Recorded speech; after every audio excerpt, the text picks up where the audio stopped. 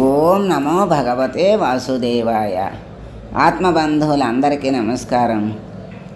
639వ నామం అప్రతిరథ అన్నారు. అంటే ఆయనను ఎదిరించే ప్రతిపక్షం లేని పరాక్రముడైన స్వామి కనుక ఆయన్ని అప్రతిరథ అన్నారు. ఆయన్ని ఎదిరించే వాళ్ళు ఎవరుంటారు? ప్రతిపక్షం అనేది ఎక్కడుంటుంది ఆయనకి? అంతా ఆయన అనుగ్రహం కోసం పాకులాడేవాళ్లే. కానీ మరి అంటే ప్రతిపక్షం ఉన్నా అంటే అసురులు పరమాత్మని ఎదిరించటానికి, ద్వేషించటానికి ముందుండి మరి తపస్సులు చేస్తారు, వరాలు పొందుతారు. మళ్ళీ శివుడి దగ్గర వరాలు పొందితే విష్ణువుని ద్వేషిస్తారు. ఇలా చేస్తారు. కానీ చేసిన ఎవరు గెలిచారు? పరమాత్మే గెలుస్తాడు. ఆయనకి గెలుపు లేదు అనేది లేదు. ఆయన్ని జయించేవాడు లేడు. ఆయన అంత పరాక్రమవంతుడు ఇంకొకడు లేడు అని మనకి తెలియజేస్తూ మరి ఈ విధంగా జీవులందరికీ కూడా శిక్షణ ఇవ్వటం కోసం పరమాత్మ అనే వెలుగు జీవుల్లో ఉండి ఆ అంతర్లోకాల నుండి, అంటే లోపల అంతర్లోకాలు అంటే మన హృదయమే అంతర్లోకం, బహిర్లోకాల్లోకి మనస్సు, బుద్ధి, ఇంద్రియాల్ని వాటి యొక్క రూపంతో ప్రకాశిస్తూ ఉన్నది. అంటే ఆ లోపల నుండి బయటికి మనస్సు, బుద్ధి, ఇంద్రియాల రూపంలో ఆ ప్రకాశం ఈ రూపాల్లో బయటికి ప్రకాశిస్తోంది పరమాత్మ.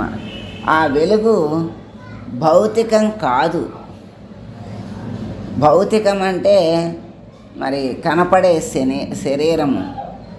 ఇక్కడ ఈ మనస్సు, బుద్ధి ఇవన్నీ కూడా కనపడేవి కాదు. కనుక అడ్డు పెట్టుకోవడానికి వీల్లేదు. పరమాత్మ ప్రద్యుమ్నుడని, అనిరుద్ధుడని అందుకే పిలువబడుతున్నాడు.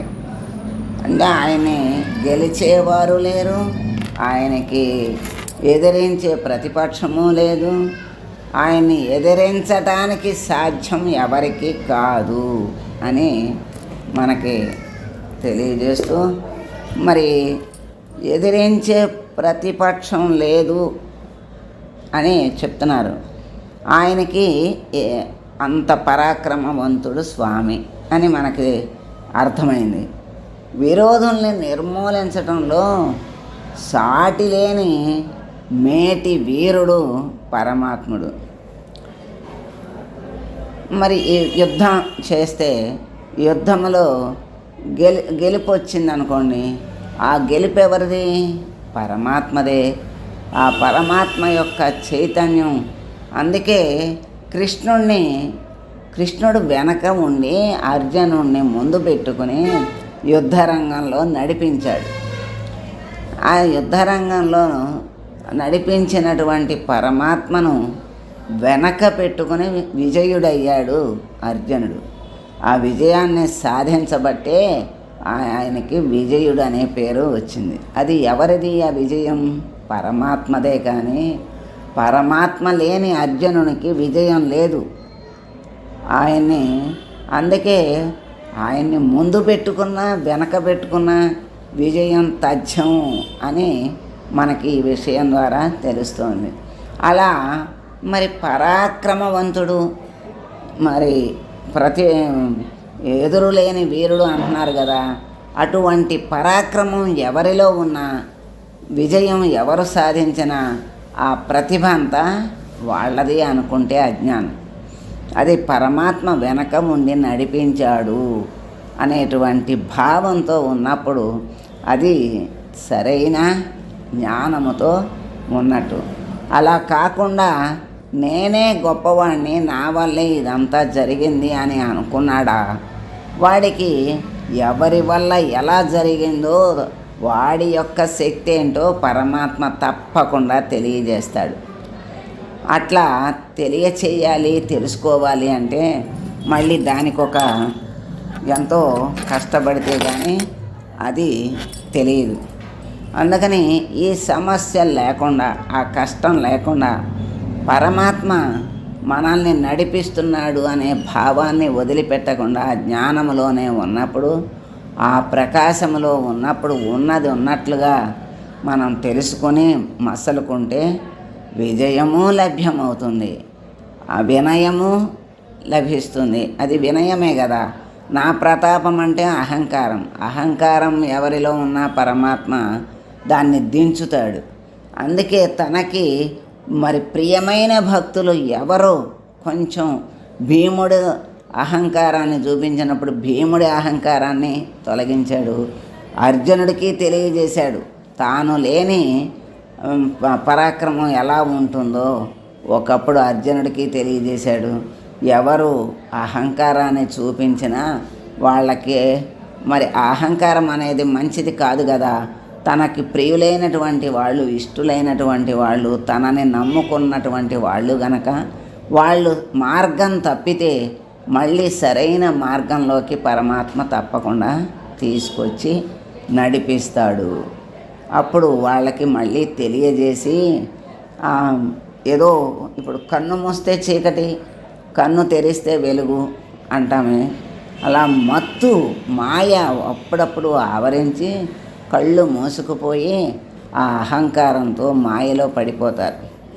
మళ్ళీ పరమాత్మే ఆ కళ్ళు తెరిపించి, మాయను తొలగించి కళ్ళు తెరిపించి ఉన్న సత్యాన్ని తనకు ఇష్టలైన వాళ్ళని మళ్ళీ తానే చక్కగా నడిపిస్తాడు.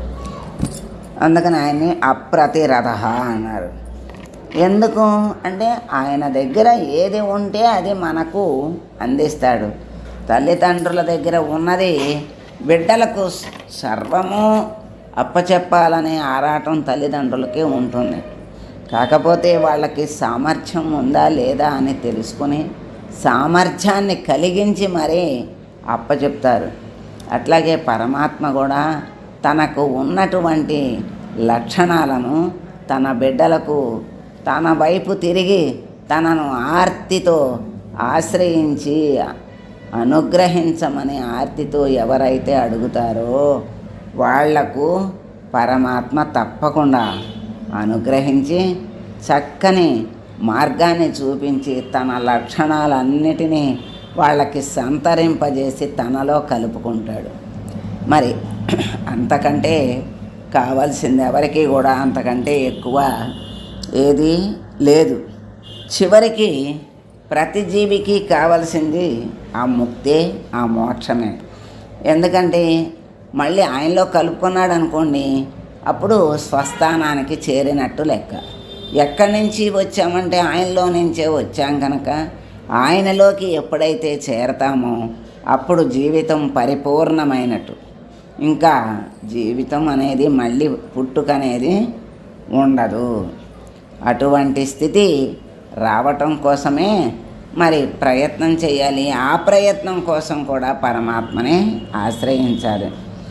విరోధుల్ని నిర్మూలించటంలో సాటిలేని వీరుడంటే అటువంటి సాటిలేని వీరత్వాన్ని పరమాత్మ మనకు ప్రసాదించాలి. ఇక్కడ బాహ్యమైన రాజులు, యుద్ధాలు, విజయాలు అనుకుంటున్నాం. కానీ ఇక్కడ అంతరంగా మనలో ఉన్నటువంటి చెడుని మరి ఇంద్రియాలు, బాహ్యంలో ఉండేటువంటి లౌకికంలో విహరించేటువంటి ఇంద్రియాలను అదుపులోకి తెచ్చుకుంటే అదే గొప్ప విజయం. ఆ గొప్ప విజయం ఎప్పుడైతే పొందుతాడో అప్పుడు పరమాత్మలో లీనమవుతాడు.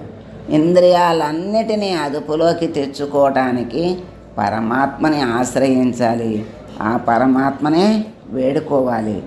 ఇది అంతరార్థం.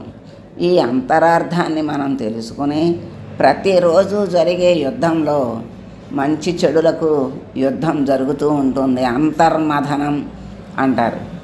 అది ఆత్మ ఒక రకంగా చెప్తూ ఉంటుంది, బాహ్యంగా మనసు ఒక రకంగా చెప్తూ ఉంటుంది. మంచి చెడుల మధ్య యుద్ధం జరుగుతూనే ఉంటుంది. ఈ యుద్ధంలో విజయం మంచికి రావాలి. మా మంచిని విజయాన్ని పొందినట్లయితే సత్యం విజయాన్ని పొందితే, సత్యం అంటే వెలుగు, వెలుగు అంటే జ్ఞానము, జ్ఞానం అంటే పరమాత్మ జ్ఞానము. ఆ పరమాత్మ స్థితి, పరమాత్మని యొక్క స్వరూపము, ఆ స్థితి, ఆ లక్షణాలు విజయం పొందాలి అంటే అవి వాటి ఉద్ధరణ పైకి రావాలి. మనలో అవి పరిపూర్ణంగా నిండాలి అంటే అదే విజయం, అదే గొప్ప విజయం. మరి అప్పుడు ప్రతిపక్షం లేని పరాక్రమవంతుడవుతాడు.